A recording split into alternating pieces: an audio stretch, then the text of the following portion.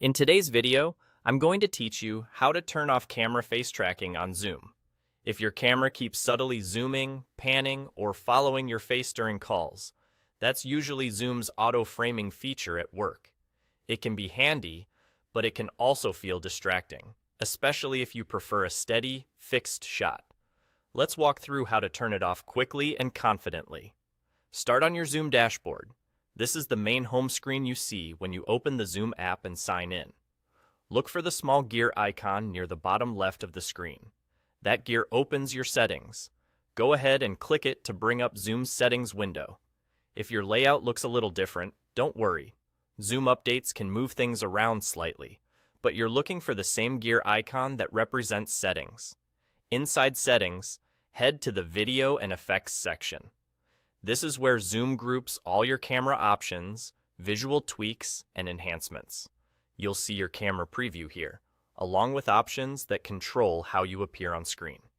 Taking a moment to find this section is helpful because it's where you'll adjust most of your visual preferences. Within Video and Effects, switch to the Appearance tab.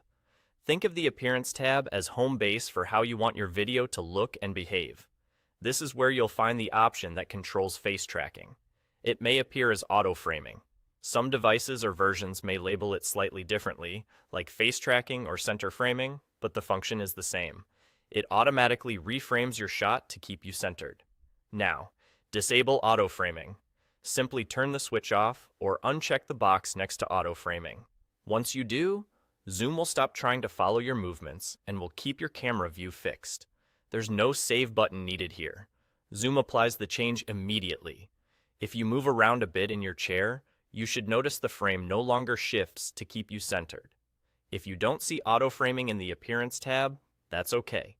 It might not be available on your specific camera model, or it could be managed by your camera's own software rather than Zoom. In that case, the setting may simply not appear in Zoom's menu. And there you go. That's all. By turning off auto-framing, you'll have a consistent, stable video frame that stays exactly where you set it, helping your calls look more professional and predictable. Thanks for watching, and enjoy your next Zoom meeting with a steady camera view.